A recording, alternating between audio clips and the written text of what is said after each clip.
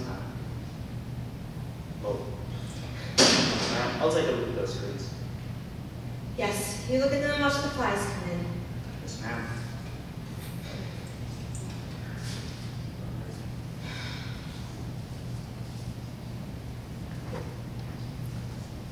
Excuse me, ma'am. Can I speak to you for a minute?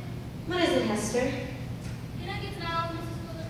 Tonight off? Why, you know we're having guests, Hester. But my fellow's coming to Hatboro, and this is the only night I can see him. I can't help that, Hester. This is the first weekend you've been able to have guests down here, and you just cannot get up. You also see him next week. I can't see the next week. Now, Hester, you can't come to me at 6 o'clock on a Friday afternoon and ask to have the night off, with a house full of people coming. We'll just have to see your young man next week. No, I can't. Of course you can. Why can't you see him next week? He's getting married. Getting married? Well, then he isn't your young man, Hester. He is till he gets married. That's why I got to see him tonight. Well, after you serve dinner and turn on the beds already? What time will you be through dinner? I don't know. You can go after you serve dinner. Oh, and take water to all the rooms. Fill the pitchers and basins. Yes, ma'am.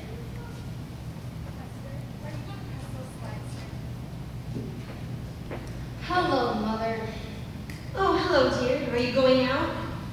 Yeah, but I'll be right back. Where are the keys to the car? On the hook where they always are.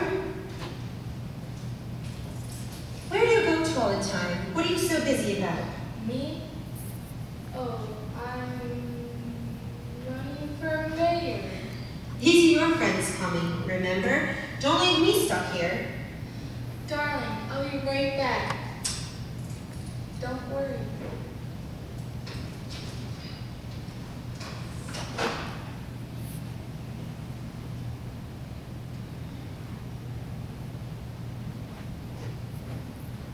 What is it now, Hester? Could I ask Annie to serve the dessert? No, Annie has enough to do with your cooking. You can go after dinner is served, and that's all there is to it. Yes, ma'am.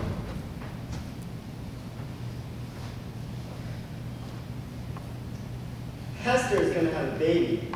Come on, Dr. Raymond. Come on. You're awful dumb, Aunt Annabelle.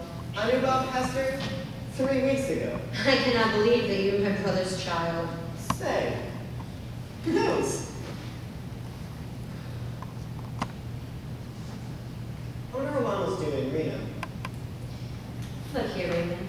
You're going to be here another month until the divorce is over. So I think that you and I should have a little bit of understanding. First of all, you have been stealing my little chalk figures and selling them to the Quaker antique shop. Me? Now, don't deny it. I know you have. Aunt Annabelle, how can you call your own nephew a thief? And if you do not stop, I'm going to kill you in your sleep tonight, so help me God.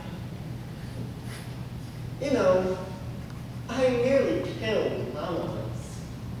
They stopped me just in time. Of course, I was just a kid then. You know something, Raymond? You kind of fascinate me. You'll get used to it. Oh, here comes that actress. Can she sing on the theater? Hello, Miss Leslie. And how are you this afternoon? How do I pay rat? Boy, are you a lousy actress? You know, I can't decide who Raymond resembles. Leopold or Lola. Only 1 more month until the divorce is over. The only thing that's holding up now is the custody of Raymond. Neither one of them will take him. Very nice to see you, Miss Lisbon. Do come in. Would you care for a drink? Oh, I love it. Hester! After bouncing up and down that field of yours, I need it. Yes, we're trading our car for a tank. It's the only way to reach this place. Hester!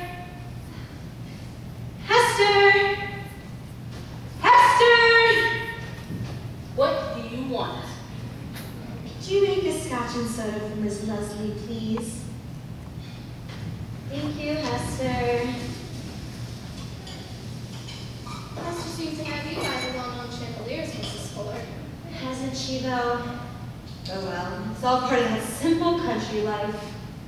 And is Mr. Fuller just as crazy about it? Does he still think that Benjamin Franklin makes up the Japanese beetle? Oh, yes. Yes. He's lost 15 pounds catching that morning train. Has poison ivy from his navel up. But he's still nature's child. Thank you, Hester. Pregnant, too. Who's the father? Raymond? Very glad to see you, Miss Leslie. Anyway, how are things down at the theater? Oh, fine. I'm playing that maid again this week. Last night, the scenery fell over right in the middle of the second act. Didn't make a damn bit of difference. It was just as good. You know, I don't understand the theater. These hands come down here, work their hands off for $1.80, live in places that the cockroach would turn up his nose at. And for what? Just to act. So help me God. Actors will act anywhere, in anything, for anything. All they want to do is to act. Well, if I'm not being too inquisitive, how did you get into it? I wondered. I married one. You know how it is. He could sling those romantic nothings on stage and off. So, before I knew it, I was an actress. Clayton's a very attractive man. Yes, indeed. When I saw him those tights like a firebrand, it was no treat coming home with Newton. Oh, he's got away with the girls all right. You know, it's wonderful to watch men operate now that I'm cured. It's kind of fun to sit in the bleachers and watch Clayton bat that ball around. I say to myself, my God, is that what I fell for? But I did. It's always the same. First, that boyish helplessness. You know, it's afraid to mask loudly. Then, that smoldering look in the eye.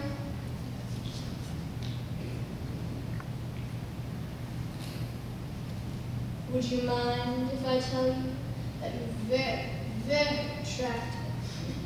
Then zowie and don't take all the blanket, dear. Yes, I've seen Newton when he's had that one drink too many, and you wouldn't believe it. He gets this codfish look on his face, and with a slight burp, he goes into it. You know, Mrs. Peabody, I wanted to be an explorer. That's what I wanted to be.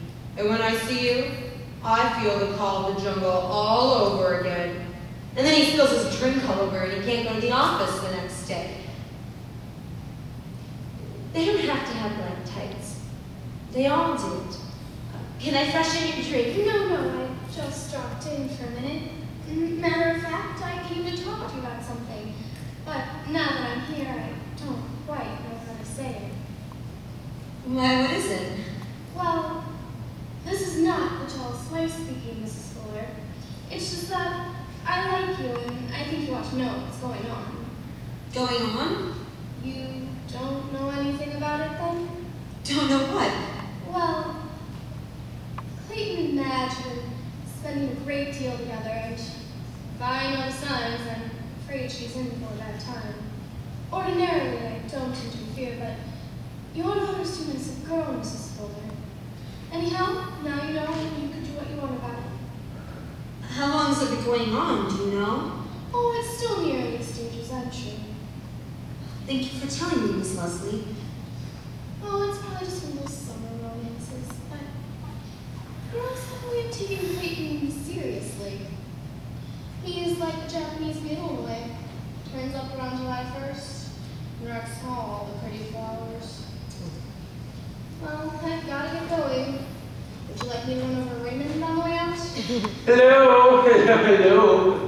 Well, Thoreau has arrived. Why, hello, Miss Leslie. Well, if this isn't Sears Roebuck. Hello, dear. Picked up a few things after work. The other's dream. Where'd you come out in? The baggage car? That's the fun part about having a country place. Every day you see what you need. Well, as long as you're having fun. No, it's 6:30. I've got to be on my way. Oh, must you, Miss Leslie? Yes, I've got to get going. Rush through my dinner, streak it over some theater, put on makeup, fix my hair, into a tight girdle, walk on. and say, dawn is rusty. Back to the dressing room and take it all off again. I want to have my head examined. Goodbye, Mrs. Fuller. Goodbye. Oh, that is Annabelle. Little miracle chicken. Well, you better take a spoonful because I've got some news for you. Bad news? Mr. Kimber quit? No, we've still got Mr.